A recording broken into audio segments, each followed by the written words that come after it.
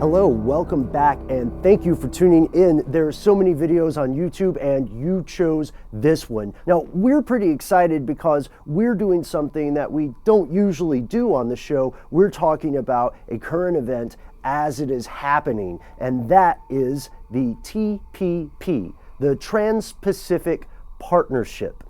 Yeah, I know, it already sounds kind of like a snooze fest, right? Well, if you've been on Reddit, then you have probably already heard about the TPP.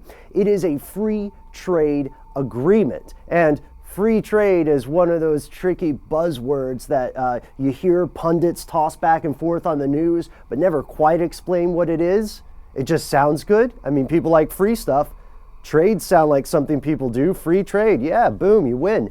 But free trade is actually something a little bit more specific. It's an agreement between two or more countries to sell different products to each other without any tariffs, without any quotas or other trade barriers or constraints.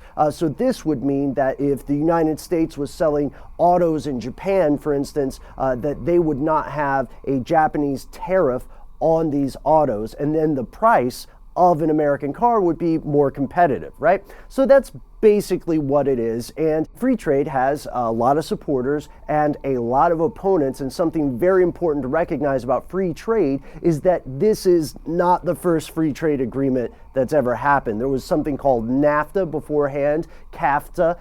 The United States currently has free trade agreements with around 20-ish countries, and if the TPP happens, we'll add another boatload of countries to that list, 11 not counting the United States. But unlike some of the other free trade agreements, there are a couple of concerns that even supporters of the free trade agreements have addressed. So let's look at 5 of the biggest. 1, there's something called evergreening. The United States is pushing on behalf of pharmaceutical companies to allow these companies to do a process called evergreening. So here's how it works. Normally, when a pharmaceutical company makes a new drug, they have a monopolization on the product for a certain amount of time due to their patent. And this means that generic drugs, which might cost $3 instead of $23 or $25, are illegal under this patent time frame, right? Evergreening is when pharmaceutical company A says, I'm going to make this drug. Matt, just make up a name of a drug. Okay, Tramadol. I'm going to make up this drug, Tramadol, our pharmaceutical company. And when our patent expires, we're just going to patent this part for the pill itself, right? The regular pill. But then when our patent goes up, we're going to make a new patent for the same drug, Tramadol, in a gel tab. And then we're just going to keep extending the patent as we slightly change things like the medium in which this drug exists. Now, why is that important, right? It seems so specific. It's important because we're not just talking about extending the patent of throat lozenges or something. We're talking about drugs that can be saving lives that people can't afford. Because the sad truth of the world is that many of the places plagued by horrific disease are places that are also plagued by horrific poverty. So people literally cannot afford to buy these drugs. And of course, to be fair, pharmaceutical companies are not charities, they are for-profit entities. So whether you agree or disagree with their strategy, that's totally what they're doing. Number 2, it might not actually work. Like, it might have the opposite effect. The way that supporters advertise this kind of stuff is that it will be better for the economies in each of the countries involved, and then ultimately better for, the American worker or the Vietnamese worker. However, opponent groups like the website Public Citizen say that free trade has increased the U.S. trade deficit each time it's been implemented, and they point back to numbers with the earlier agreement NAFTA, which they say accelerated unemployment.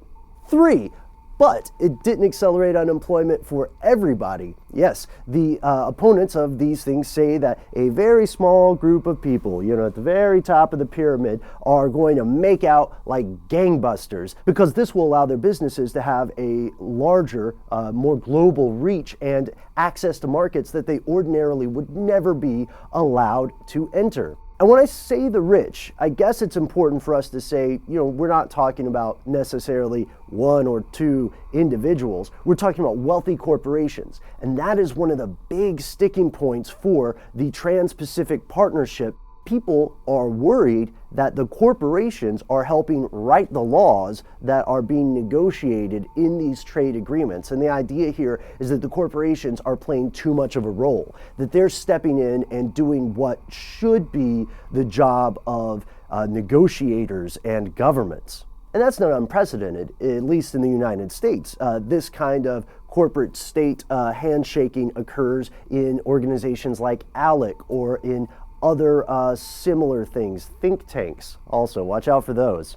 And one last thing for that point, people are concerned, opponents of TPP are concerned that it gives too much control to corporations because litigation would be handled through international tribunals rather than the courts of the country in which the case or conflict occurs. And so people who are frightened by this idea have these hypothetical examples where they say, okay, company A violates environmental standards, right, in this country. And under the TPP, the company resolves this agreement internationally, and the country doesn't really have a voice anymore in what's happening. 4. The Trans-Pacific Partnership includes 12 countries, right? From all across, all sides of that ocean, North America, South America, Southeast Asian countries, Japan, but it has one very important piece of the puzzle missing: China. China, literally the biggest, most important state in Asia, is not quite on board.